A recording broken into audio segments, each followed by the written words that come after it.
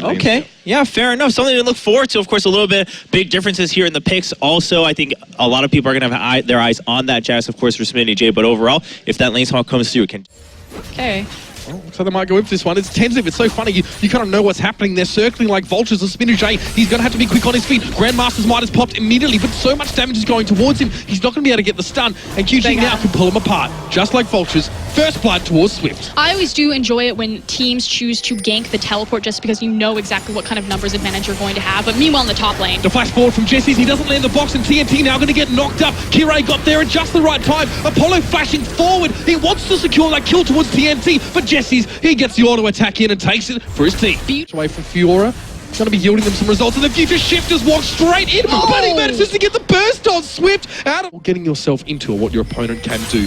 As teleport to bottom side, and the challenge has been laid down by V, but Smitty J just trying to sustain through this a little bit more. The stun doesn't activate, of course, the bill's parried away.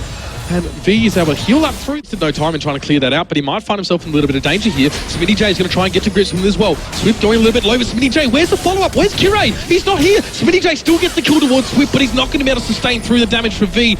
And Kirei, well, he just has the dragon work as well being done here for QG. Just going to pick that one up. Even with the health pool of outer turrets increasing, it's still not an issue. But Jesse's now getting knocked up, getting completely caught out and absolutely nowhere. There will be no follow-up. There will be no funeral. He falls on his own. And suddenly they're... as well, but just hoping to get a bit of extra damage across. But Doinb coming in from the backside, and there is Swift as well. He's chasing them down. He hit the javelin on towards Apollo. The teleport's going to come in. Smitty J is in the house. A big knock-up coming out there. And Unburrow as well. TCT gets so much CC down, but Smitty J does get the kill towards V. Swift is going to drop as well. That's a double for that Jax. As you said, one way or another, that man is going to come back swinging. But the triple kill comes there for Doinb as well.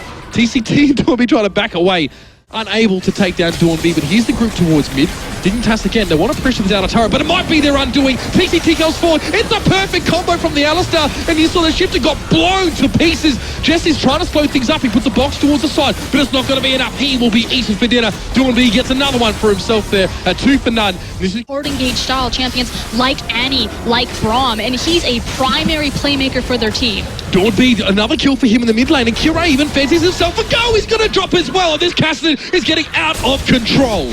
Again, Cassidy was perma-banned away from Doinb in the LPL, one of the few champions that he could confidently play, and Xiaogu will now pick up a delayed ace as well as the Baron. And just doesn't make his way out of harm's way. Now the Hourglass is coming in very big for QG these last 2 games. They want this inhibitor turret, and they're not going to stop at anything to get it. Jesse's is low, puts up the box. He's able to get away, but the inhibitor now will fall. QG are knocking on the door, not with a fist, but with a battering ram, and they're not going to stop here. Doinb now just forced away a little bit. They just get that inhibitor, of course, with the Baron buff, and they, well, got their bang for their buck with that buff, no doubt about it. Doinb just chased away like 4 people. The threat that he's generating on his own right now is frightening. Doinb just absolute no respect here as well. Rift walks on towards Smitty J with the target he wanted. He doesn't care. He's going to use that Sonya's Hourglass to avoid the stun. And there's CNT to pick things up. This is now turning. And maybe we'll have a fight here as well. But do you see Dignitas pushing forward? Smitty J not being able to land the stun here as well. A bit of damage returned towards him. Unburrow comes up. Doinb does get the kill as well. But Kirei getting pulled out with the lantern. Beautiful stuff. They managed to hold V in place. But is it enough to kill him? I'm not sure. Jessis falls down. It's a double kill for TNT. 3 players for Dignitas have fallen. And they've made a fight in their own base. And they might pay for it with the game. Oh, absolute chaos as they pick up another kill. Because Apollo just going to get completely jumped over. That is the clean ace. And for a moment there, I kind of stopped mid-sentence and thought QG might stop. But I guess I don't know them as well as I possibly should. They're going to push on towards this Nexus. And ladies and gentlemen, we have our first semi-finalist. QG have made it through over Dignitas in a very impressive display as well. Shaky to start, but they finished strong. And Dignitas looked so good with their new roster, coming out very definitively in their first game. Second game was really theirs to lose. They threw it over the Baron. I don't know if it was morale, momentum, but they decided to go into the late game, and you just cannot give Xiaogu that type of room.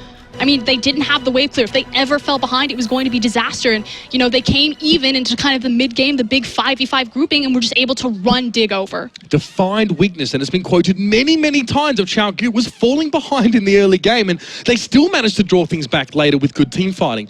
When you do well in mid-game, and then you go towards that team fight orientation in the late, well, it seems just that much harder to deal with there. Very quickly, Frosk, I mean, you know, you knowing this team fairly well coming into this tournament, seeing them play now up against Dignitas,